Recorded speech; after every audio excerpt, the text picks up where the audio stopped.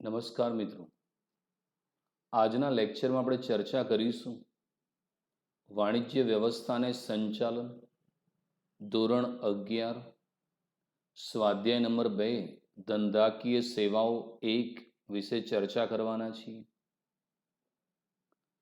આ ચેપ્ટરમાં આપણે વીમાની સેવા વિશે, વખારની જે સેવા છે, વાહન વ્યવહાર, આપણે સંદેશા વ્યવહારમાં ટપાલની જે સેવાઓ છે એ સંદેશા વ્યવહારની સેવાઓ વિશે પણ આપણે ચર્ચા કરવાના છે મિત્રો. તો પહેલો ક્વેશ્ચન એ છે વીમો.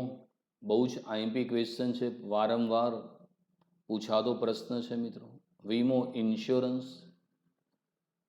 વીમો એટલે બે પક્ષકારો વચ્ચેનો એવો લેખિત કરાર કે જે દ્વારા વીમો લેનાર પ્રીમિયમની રકમના અવેજના બદલામાં વીમો ઉતરાવનાર પાસેથી એવું વચન મેળવે છે કે જો તેને વીમો લેનારને નક્કી કરેલા જોખમોના કારણે નુકસાન થાય તો નક્કી કરેલ રકમની મર્યાદામાં અને નક્કી કરેલી ગણતરી પ્રમાણે આર્થિક નુકસાન ભરપાઈ કરી આપવામાં આવશે. વીમાના લેખિત કરારને વીમા પોલિસી તરીકે ઓળખવામાં આવે છે.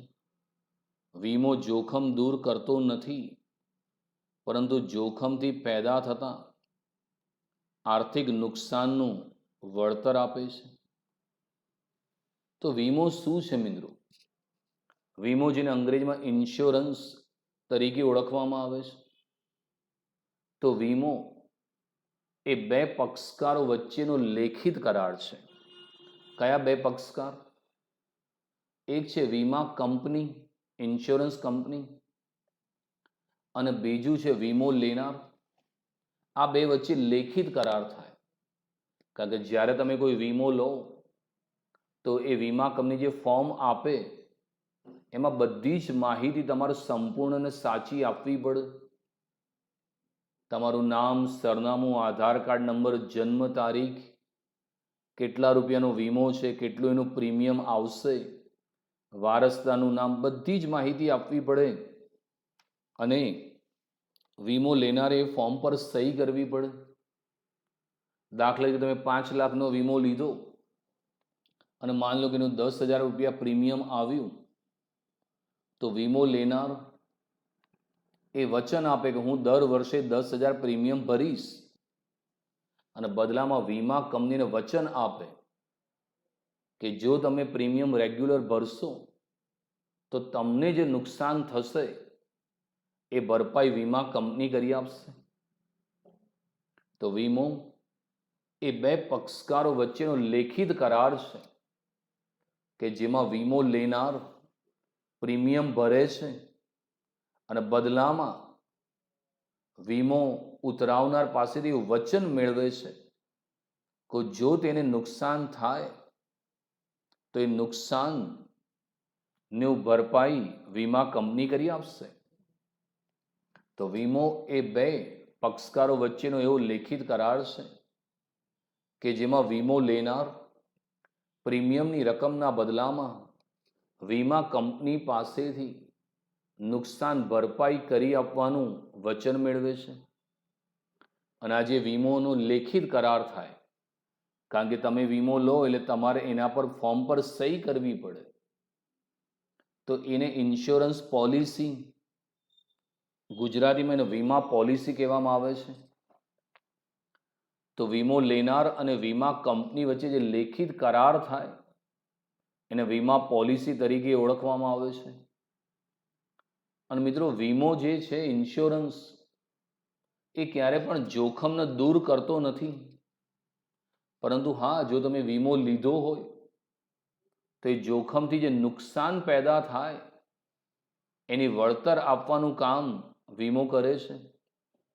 દાખલા તરીકે તમે દુકાનનો આગનો વીમો લીધો તો વીમો એ આગને રોકી શકતો નથી, પણ માનો કે તમને આ દુકાનમાં આગ લાગી અને કોઈ નુકસાન થયું તો વીમા કંપની ભરપાઈ કરી આપે. મિત્રો તમારા બધાની જો 2 વ્હીલર સાધન હશે, એક્ટિવા કે એક્સેસ કે જ્યુપિટર, એનો વીમો લીધેલો હશે અને તમારા પેરેન્ટ્સ રેગ્યુલર એનું પ્રીમિયમ પણ ભરતા હશે. હવે માની લો કે એ એક્ટિવાને નુકસાન થયું, અકસ્માત થયો, તો વીમો ક્યારે પણ અકસ્માતને રોકી ના શકે.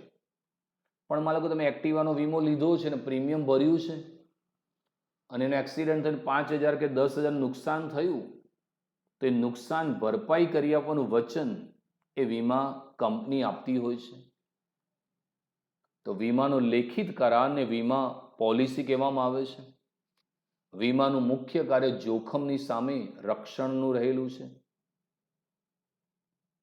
હવે વીમાના સિદ્ધાંતો એ પરીક્ષા માટે મિત્રો મોસ્ટ આઈએમપી ક્વેશ્ચન છે.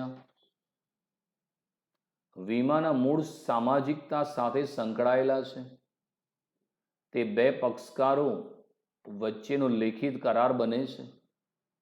આમ વીમો એ સામાન્ય કરાર નથી અને તેને સામાન્ય કરારના કાયદાથી જોડી શકાય નહીં. વીમો વિશિષ્ટ કરાર હોવાથી તેને સામાન્ય કરારના સિદ્ધાંતો ઉપરાંત નીચે જણાવેલા વિશિષ્ટ સિદ્ધાંતો પણ લાગુ પડે છે. તો વીમાનો જે મૂળ છે એ સામાજિકતા સાથે રહેલો છે. એટલે સમાજમાં રહેતો કોઈ પણ વ્યક્તિ પોતાના જોખમની સામે રક્ષણ મેળવવા માટે વીમો લઈ શકે છે. મિત્રો એના મૂળમાં સામાજિક વસ્તુ રહેલી છે. મિત્રો અને વીમાની અંદર બે પક્ષકારો વચ્ચે કરાર થાય છે. એ બે પક્ષકારો છે એમાં એક વીમા કંપની છે અને બીજો વીમો લેનાર છે. વીમો લેનાર છે પ્રીમિયમ ભરશે અને બદલામાં વીમા કંપનીને વચન આપશે કે તમને કોઈ જો નુકસાન થશે તેનું વળતર ચૂકવશે વીમા કંપની. વીમો એ સામાન્ય કરાર નથી. એને સામાન્ય કરારથી તમે જોડી શકતા નથી. વીમો એક વિશિષ્ટ કરાર છે, સ્પેશિયલ કોન્ટ્રાક્ટ છે. કારણ કે આ કોન્ટ્રાક્ટ તમારા બે વચ્ચે જ થયો છે. કારણ કે માની લો કે આ એને વિશિષ્ટ કરાર એટલા માટે કીધું કે તમે વીમો લીધો અને તમે પ્રીમિયમ ભરવાનું બંધ કરી દો અથવા પ્રીમિયમ તમે ના ભરો તો પછી તમારો વીમો પૂરો થઈ ગયો, તો પછી તમને નુકસાન થાય તો વીમા કંપનીનું વળતર ચૂકવતી નથી. કારણ કે અહીંયા સ્પષ્ટ કરારમાં લખેલું હોય કે તમારે જો વીમો ચાલુ રાખવો હોય તો દર વર્ષે પ્રીમિયમ ભરવું પડશે.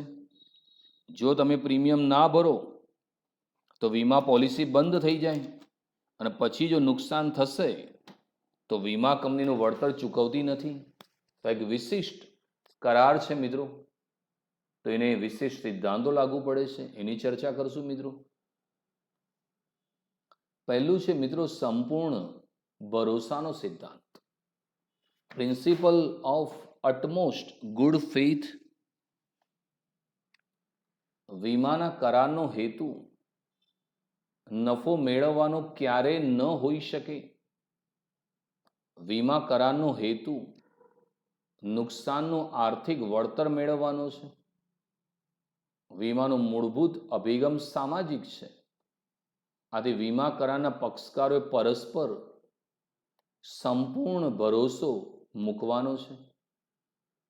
કરાર કરતી વખતે બંને પક્ષકારોએ પરસ્પરને જરૂરી હોય તેવી વીમા વસ્તુ અંગેની બધી જ માહિતી આપવાની હોય છે. વીમો લેતી વખતે માહિતી પૂછવામાં ન આવી હોય છતાં કરાર ઉપર અસર કરતા હોય તો એક પક્ષે બીજા પક્ષને આપવાની હોય છે. કોઈ પણ માહિતી છુપાવીને કરેલા વીમાનો કરાર એ દગો કહેવાય. તો મિત્રો વીમાના જે સિદ્ધાંતો છે એમાં સંપૂર્ણ ભરોસાનો સિદ્ધાંત, principle of utmost good faith. કારણ કે મિત્રો ક્યારે પણ વીમો જે છે એનો હેતુ નફો કમાવાનો ન હોઈ શકે. કોઈ વ્યક્તિ નફો કમાવા માટે વીમો ના લઈ શકે. વીમાનો મુખ્ય હેતુ જોખમની સામે રક્ષણ મેળવવાનું છે. એટલે વીમાનો મેઇન હેતુ આ છે કે તમને જો નુકસાન થાય તો એનું આર્થિક વળતર વીમા કંપની તમને આપે એ માટે છે. અને વીમાનો મૂળભૂત અભિગમ એ સામાજિક છે. સમાજના લોકો છે એને જોખમની સામે રક્ષણ આપવા માટે વીમા કંપની શરૂ કરવામાં આવી છે. અને વીમાની અંદર બંને પક્ષકારો, વીમો લેનાર અને વીમા કંપનીઓ જે પરસ્પર સંપૂર્ણ ભરોસો મૂકવાનો છે.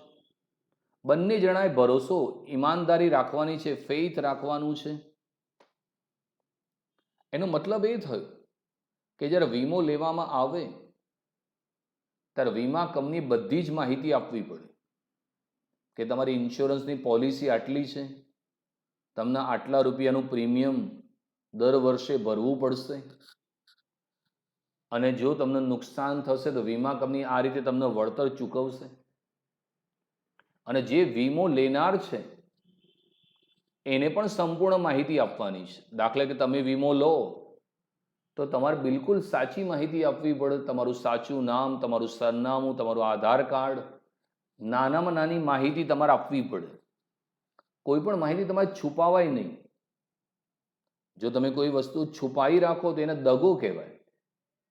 અને જો તમે દગો કરો તો વીમો રદ થઈ જાય. વીમા કંપની નુકસાનની સામે વળતર ના આપે. દાખલા તરીકે તમે દુકાનનો આગનો વીમો લીધો. હવે તમે જો જાણી જોઈને આગ લગાવી દો દુકાનને, કારણ કે આગ લાગે તો વીમા કંપની નુકસાનનું કારણની તપાસ કરે, અને વીમા કંપનીને લાગે અને જાણી જોઈને આગ લગાવી છે, તો મિત્રો તમારો કરાર રદ થઈ જાય. વીમા કંપની વળતર ના આપે. એટલે વીમો લેતી વખતે બધી જ માહિતી આપવી પડે. વીમા કંપની પણ તમને સંપૂર્ણ માહિતી આપે, અને વીમો લેનારને જેટલી માહિતી પૂછવામાં આવે બધી માહિતીને સાચી આપવી પડશે. જે પણ વીમાને લાગુ પડે છે દરેક માહિતી આપવાની છે.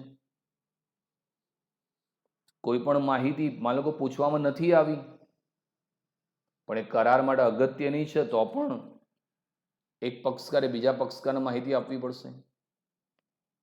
અને માની લો કે કોઈ પણ માહિતી જાણી જોઈને છુપાવી રાખવામાં આવશે તે વીમાનો કરાર એ દગો કહેવાશે મિત્રો. અને સંપૂર્ણ ભરોસાના સિદ્ધાંતનો ભંગ થયેલો કહેવાય. જ્યારે પણ વીમાના પક્ષકારને ખબર પડે કે સંપૂર્ણ ભરોસાના સિદ્ધાંતનો ભંગ થયો છે ત્યારે વીમા કરારને રદ સમજવામાં આવે છે, અને વીમો લેનારને તેણે ભરેલા પ્રીમિયમની રકમ પરત મળી શકતી નથી. તેમજ જો નુકસાન થાય તો વળતર મેળવવાનો હક પણ રહેતો નથી. તો વીમાની અંદર મિત્રો તમે કોઈ પણ માહિતી છુપાઈ શકતા નથી. જો તમે કોઈ પણ માહિતી છુપાઈ રાખી તો એ દગો કહેવાશે મિત્રો.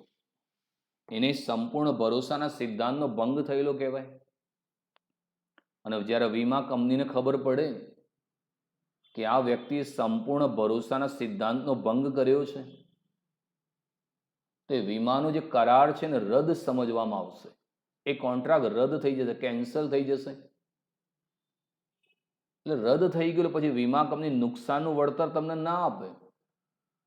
ઉપરાંત વીમો લેનારે જે પ્રીમિયમ ભર્યું હોય એ પણ પરત નહીં મળે. એટલા માટે સંપૂર્ણ ભરોસો હોવો જોઈએ. વીમો લેનારે સંપૂર્ણ માહિતી વીમા કંપનીને આપવી જરૂરી છે. જો તમે કોઈ પણ માહિતી જાણી જોઈને છુપાઈ રાખશો તો એ દગો ગણાશે, સંપૂર્ણ ભરોસાના સિદ્ધાંતનો ભંગ થયો ગણાશે. એટલે પછી વીમા કંપની તમને નુકસાનનું વળતર ચૂકવતી નથી. દાખલા તરીકે તમે તમારી દુકાનનો આગનો વીમો લીધો તો દુકાનને લગતી બધી માહિતી આપવી પડે. હવે તમારી માન લો કે બાજુમાં ફટાકડાની દુકાન છે તો એની માહિતી પણ વીમા કંપનીને આપવી પડે. હવે તમારી બાજુમાં ફટાકડાની દુકાન હોય ને તમે એ માહિતી જાણી જોઈને છુપાઈ રાખો, ના લખો, અને માન લો કે ફટાકડાની દુકાનમાં આગ લાગે અને દુકાનમાં એની દુકાનની આગ તમારી દુકાનમાં ફેલાય અને તમારી દુકાન સળગી જાય તો વીમા કંપની કહેશે કે ભાઈ તમે જ્યારે વીમો લીધો ત્યારે માહિતી છુપાઈ હતી કે ભાઈ તમારી બાજુમાં ફટાકડાની દુકાન છે, તમારે કહેવું પડશે, તમે માહિતી નથી આપી તો સંપૂર્ણ ભરોસાનો સિદ્ધાંતનો ભંગ થયો, તો વીમા કંપની વળતર ચૂકવશે નહીં. ઘણા લોકો મિત્રો 4 વ્હીલર ગાડી લે, 4 વ્હીલર લીધું ત્યારે પેટ્રોલવાળી ગાડી હોય અને એનો વીમોનું પ્રીમિયમ ભરતા હોય. હવે તમે જાણો છો કે પેટ્રોલ મોંઘું થઈ ગયું એટલે ઘણા બધા લોકો એને સીએનજી કરાવી નાખે. હવે તમે વિચારો, સીએનજી છે, ગાડીમાં આગ લાગવાની શક્યતા સૌથી વધારે છે. હવે તમે તમારી ગાડીમાં સીએનજી કરાવી, એની જાણ વીમા કંપનીને કરવી પડે. હવે તમે સીએનજી ગાડી કરાવી, એની માહિતી છુપાઈ રાખો અને માન લો કે કોઈ જગ્યાએ તમારી ગાડીનો અકસ્માત થયો અથવા એ ગાડી સળગી ગઈ, તો વીમા કંપનીના સર્વેયરે આગના કારણની તપાસ કરીને ખબર પડે કે આ તો સીએનજીમાં આગ લાગી હતી. તો એ જુએ કે ભાઈ તમે સીએનજી ગાડી કરાવી હતી પણ એ માહિતી અમને તો આપી નથી, તમે આ જાણી જોઈને માહિતી છુપાઈ રાખી છે, તો તમે સંપૂર્ણ ભરોસાના સિદ્ધાંતનો ભંગ કર્યો છે, તો એ વીમો રદ ગણવામાં આવશે. એટલે વીમા કંપની નુકસાનનું વળતર ચૂકવતી નથી અને તમે જે પ્રીમિયમ ભર્યું છે એ પ્રીમિયમની રકમ પણ તમને પરત મળતી નથી.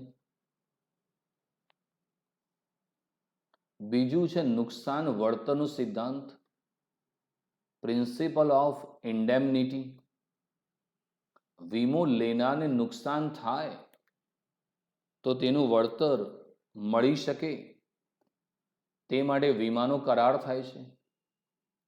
વીમાના કરારનું હાદ નુકસાન વળતરનો સિદ્ધાંત છે. વીમો લેનારને નુકસાન થાય તો વીમા કંપની તેનું વળતર કેટલું ચૂકવશે તે નક્કી કરવા માટે આ સિદ્ધાંતનો ઉપયોગ થાય છે. વીમો ઉતરાવનાર તેને થયેલું નુકસાનનું વળતર જ મેળવી શકે તે નફો કરી શકતો નથી. અર્થાત નુકસાન થયું હોય તેનાથી વધુ રકમ ના નુકસાનના વળતર તરીકે તે મેળવી શકતો નથી. વીમો લેનાર વસ્તુની કિંમત કરતાં ઓછી કિંમતનો વીમો ઉતરાવે તો ગર્ભિત રીતે સ્વીકારે છે કે ઓછી કિંમતના પ્રમાણસર નુકસાન તે ભોગવશે. બીજું છે મિત્રો નુકસાન વળતરનો સિદ્ધાંત, પ્રિન્સિપલ ઓફ ઇન્ડેમનિટી. નુકસાન વળતરનો સિદ્ધાંત એમ કહે છે કે વીમો લેનાર વ્યક્તિ છે એને નુકસાન થશે તો જ વીમા કંપનીનું વળતર ચૂકવશે. દાખલા તરીકે તમારી પાસે એક્ટિવા છે અને એનો વીમો લીધો, એનો પ્રીમિયમ ભરો છો. હવે માની લો કે એક્ટિવા તમે શાંતિથી ચલાવો છો અને એક્સિડન્ટ નથી થતો, તમને ક્યારે પણ નુકસાન નથી થતું, તો વીમા કંપની વળતર ચૂકવતી નથી. હા, પણ માની લો કે અકસ્માત થઈ ગયો અને તમને નુકસાન થયું તો એ નુકસાનનું વળતર વીમા કંપની ચૂકવશે. તો વીમાના કરારમાં સ્પષ્ટ છે કે જો વીમો લેનારને નુકસાન થશે તો વીમા કંપની એનું વળતર ચૂકવશે. હવે કેટલું વળતર ચૂકવશે એ તમે કેટલા રૂપિયાનો વીમો લીધો છે એના પર આધારિત છે. કોઈ પણ વ્યક્તિ જેને વીમો લીધો છે એને જેટલું નુકસાન થયું એનું વળતર મેળવી શકે, પણ એ ક્યારે પણ વીમામાંથી નફો ના કરી શકે. વીમાનો હેતુ ક્યારે પણ નફો કમાવાનો હોઈ ન શકે. એટલે કે જે નુકસાન થયું હોય તેનાથી વધુ એને નુકસાનનું વળતર ક્યારે પણ મળી શકતું નથી. જો તમે પૂરેપૂરો ઇન્સ્યોરન્સ, ફૂલ ઇન્સ્યોરન્સ લીધો હોય, ફૂલ, તો તમને જેટલું નુકસાન થશે એટલું વળતર વીમા કંપની ચૂકવશે. પણ ઘણા લોકો અંશતઃ પાર્ટલી વીમો લે છે. દાખલા તરીકે દુકાનમાં 10 લાખ રૂપિયાનો માલ હોય અને તમે 10 લાખ રૂપિયાનો વીમો લો તો એને ફૂલ ઇન્સ્યોરન્સ કહેવાય. તો વીમા કંપની કે પૂરેપૂરા તમને મળશે, જેટલું નુકસાન થાય એટલું. પણ દુકાનમાં 10 લાખનો માલ હોય અને તમે 5 લાખનો જ વીમો લો તો વીમા કંપની પૂરું વળતર ના આપે.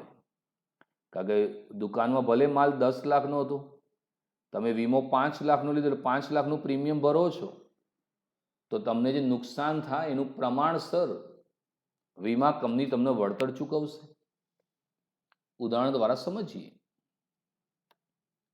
એક વ્યક્તિએ તેની 5 લાખની વસ્તુનો 3 લાખનો વીમો ઉતરાવેલ હોય, પરંતુ વસ્તુ સંપૂર્ણ નાશ પામતા તેને વધુમાં વધુ 3 લાખ જ નુકસાનનું વળતર મળે. આ વ્યક્તિ છે એની જો 5 લાખ રૂપિયાની વસ્તુ છે, પણ એને વીમો કેટલાનો લીધો? 3 લાખનો, અને સંપૂર્ણ વસ્તુ નાશ પામી ગઈ, તો એ વીમા કંપનીમાં દાવો ના કરી શકે ભાઈ 5 લાખ આપો. કારણ કે વીમા કંપની કહેશે કે ભાઈ ભલે વસ્તુ 5 લાખની હતી, પણ તમે વીમો કેટલાનો લીધો? 3 લાખનો. તમે 3 લાખનું પ્રીમિયમ ભરો છો અને વસ્તુ સંપૂર્ણ નાશ પામી છે, તો અમે તમને આપીશું કેટલા? 3 લાખ. કેમ 3 લાખ? ભલે વસ્તુ 5 લાખની હતી, પણ વીમો કેટલાનો લીધો? 3 લાખ. તો વીમો 3 લાખનો છે, પ્રીમિયમ 3 લાખ ઉપર ભરો છો, તે વસ્તુ સંપૂર્ણ નાશ પામી, તો ભલે 5 લાખની હોય, તમને મળશે ફક્ત 3 લાખ જ. બીજું સમજીએ. એક વસ્તુની કિંમત 5 લાખ છે, પરંતુ તેનો વીમો 3 લાખનો લેવામાં આવ્યો, અને તે વસ્તુ આંશિક રૂપે નુકસાન પામતા 2 લાખ રૂપિયાનું નુકસાન થાય, તો ઉતરાવેલ વીમાની રકમમાં પ્રમાણસર વળતર એને 1,20,000 મળશે. હવે સમજો આવું કેમ થયું? તમારી પાસે વસ્તુ કેટલાની હતી? 5 લાખની, પણ વીમો કેટલાનો લીધો? 3 લાખ. અહીંયા પણ 3 લાખનો હતો, અને વસ્તુ સંપૂર્ણ નાશ થઈ ગઈ તો 3 લાખ મળી જાય. આ 5 લાખની વસ્તુની સામે વીમો હતો 3 લાખનો. હવે એને આંશિક રૂપે નુકસાન 2 લાખનું થયું, તો વીમા કંપની વળતર 1,20,000 આપે. એવું કેમ વીમા કંપની એને આપે? એનું કારણ સમજો. કારણ કે એની જો વસ્તુ કેટલાની હતી? 5 લાખ, અને વીમો કેટલાનો હતો? 3 લાખ. તો સિમ્પલ એક ભાષામાં પદ મૂકીએ કે 5 લાખની વસ્તુ હોય તો 5 લાખ રૂપિયાની તમારી વસ્તુ, તો તમારી પાસે વસ્તુ છે 5 લાખની, આ 5 લાખ તમારા, અને 5 લાખની વસ્તુનો તમે વીમો કેટલાનો લીધો? 3 લાખ. તો 5 લાખની વસ્તુ છે એનો વીમો છે 3 લાખ. હવે 5 લાખની વસ્તુનો તમે વીમો લીધો છે 3 લાખનો, અને તમને નુકસાન કેટલાનું થયું? 2 લાખ. તો 5 લાખની વસ્તુનો વીમો 3 લાખ, તો 2 લાખે કેટલા? એક પદ મૂકો, કેલ્ક્યુલેટર વાપરજો, ખબર પડી જશે. તો 5 લાખની વસ્તુનો વીમો 3 લાખ, તો 2 લાખે કેટલા? આ ક્વેશ્ચન માર્ક. તો 5 લાખની વસ્તુનો વીમો 3 લાખ, તો 2 લાખે કેટલા? તો આટલા થશે, 1,20,000. એટલે વીમા કંપની આપશે એને 1,20,000 આપશે. કારણ કે વીમા કંપનીનો નિયમ હોય કે તમે જેટલાનો વીમો લીધો છે અને જેટલા રૂપિયા તમને નુકસાન થયું છે એટલું વળતર વીમા કંપની આપે. પછી એનાથી વધારે વીમા કંપની ક્યારે પણ તમને વળતર ચૂકવતી નથી. અહીં 5 લાખની વસ્તુનો 3 લાખનો વીમો હતો, અને સંપૂર્ણ નાશ પામી તો 3 લાખ મળી જાય. પણ 5 લાખની વસ્તુનો 3 લાખનો વીમો હોય અને આંશિક નુકસાન 2 લાખનું થાય, તો પદ મુકાય. 5 લાખના વીમાની સામે ઉતરાવ્યો કેટલાનો? 3 લાખ. 5 લાખે 3 લાખ, 2 લાખે કેટલા? તો 1,20,000 થશે. તો વીમા કંપની વળતર કેટલું આપશે? 1,20,000. પછી છે વસ્તુની કિંમત 5 લાખ હોય અને વીમો 5 લાખ રૂપિયાનો ઉતરાવેલ છે, અને વસ્તુ સંપૂર્ણ નાશ પામે, તો 5 લાખનું સંપૂર્ણ વળતર વીમા કંપની ચૂકવશે. અહીં કેમ સંપૂર્ણ વળતર? કારણ કે અહીંયા ફૂલ ઇન્સ્યોરન્સ છે. વસ્તુની કિંમત 5 લાખ છે, એનો વીમો પણ તમે 5 લાખનો લીધો છે, પૂરેપૂરી રકમનો. જો પૂરેપૂરો વીમો લો તો જેટલું નુકસાન થાય એટલું વીમા કંપની આપી દેશે, એટલે પૂરેપૂરા 5 લાખ આપશે. તો વીમાનો હેતુ એ જ છે કે વીમો લેનારને જેટલા રૂપિયાનું નુકસાન થાય એનું વળતર વીમા કંપની આપે. અને વીમાનો હેતુ ક્યારે પણ નફો કમાવાનો હોઈ ન શકે. જો ફૂલ ઇન્સ્યોરન્સ લીધો હોય, ફૂલ ઇન્સ્યોરન્સ, તો સંપૂર્ણ તમારો દાવો પાસ થઈ જાય અને વીમા કંપની પૂરેપૂરી રકમ આપી દે.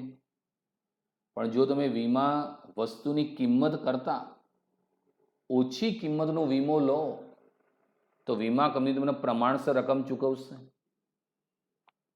અહીંયા 5 લાખની વસ્તુનો તમે 3 લાખનો વીમો લીધેલો અને વસ્તુ સંપૂર્ણ નાશ પામી. ભલે વસ્તુ 5 લાખની હતી પણ વીમો 3 લાખનો હતો, તો વીમા કંપની 3 લાખ જ તમને વળતર આપે. અહીં વસ્તુની કિંમત 5 લાખ છે, તેનો વીમો તમે 3 લાખ રૂપિયાનો લીધો અને વસ્તુના આંશિક 2 લાખનું નુકસાન થયું, તો એક પદ મૂકવામાં આવે કે ભાઈ 5 લાખની વસ્તુ, તો એનો વીમો 3 લાખ, માટે 2 લાખે કેટલા? તો 1,20,000 આવ્યા, તો વીમા કંપની 1,20,000નું વળતર ચૂકવશે.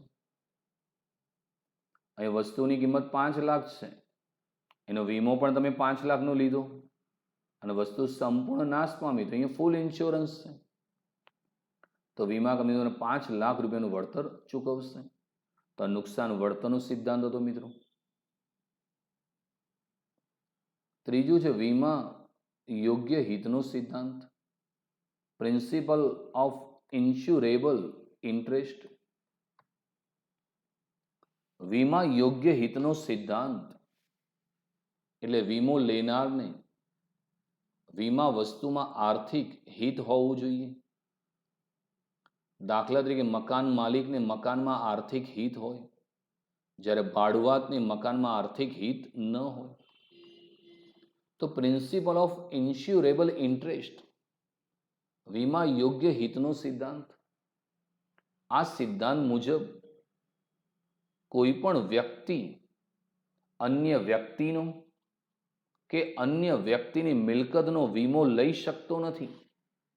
મિત્રો, તમે વીમો એનો લઈ શકો કે જેમાં તમારું આર્થિક હિત હોય, જેમાં તમારું હિત સંકળાયેલું હોય, એનો તમે વીમો લઈ શકો. તમારી પાસે એક્ટિવા છે, તમે એક્ટિવાનો વીમો લઈ શકો. તમે મારી બાઇક હોન્ડા સાઇનનો વીમો ના લઈ શકો. મારી પાસે બાઇક છે હોન્ડા સાઇન, તો હું મારી બાઇકનો વીમો લઈ શકું, તમારી એક્ટિવાનો વીમો ના લઈ શકું. કે મારી બાઇકમાં મારું હિત રહેલું છે, તમારે એક્ટિવામાં મારું હિત રહેલું નથી. તમારું પોતાનું મકાન હોય તો તમે તમારા મકાનનો વીમો લઈ શકો, કારણ કે તમે માલિક છો અને માલિકને મકાનમાં હિત સંકળાયેલું છે.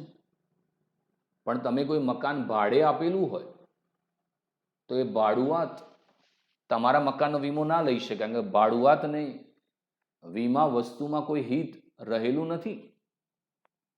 તમારા પિતા, એક પિતા પોતાના પુત્ર કે પુત્રી કે પત્નીનો વીમો લઈ શકે, કારણ કે પિતાનો એના પુત્ર પુત્રી કે પત્નીમાં આર્થિક હિત રહેલું છે. હું તમારો વીમો મિત્રો ના લઈ શકું, કારણ કે મારું તમારી અંદર હિત રહેલું નથી. તમે મારો વીમો ના લઈ શકો, કારણ કે તમારું મારી અંદર હિત રહેલું નથી. એક વ્યક્તિ એ અન્ય વ્યક્તિનો વીમો ના લઈ શકે, કે ભાઈ હું સલમાન ખાનનો વીમો લઈ લઉં કે શાહરૂખ ખાનનો વીમો ના લઈ શકું, કે સલમાન ખાન મારો વીમો ના લઈ શકે. એટલે જેમાં તમારું આર્થિક હિત હોય એનો જ તમે વીમો લઈ શકો છો મિત્રો. ચોથું છે હક બદલાનો સિદ્ધાંત, પ્રિન્સિપલ ઓફ સબ્રોગેશન.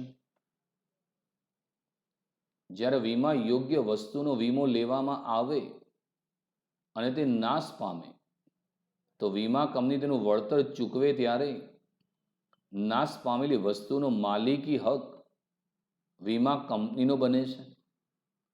તેના પર મૂળ માલિકનો હક રહેતો નથી.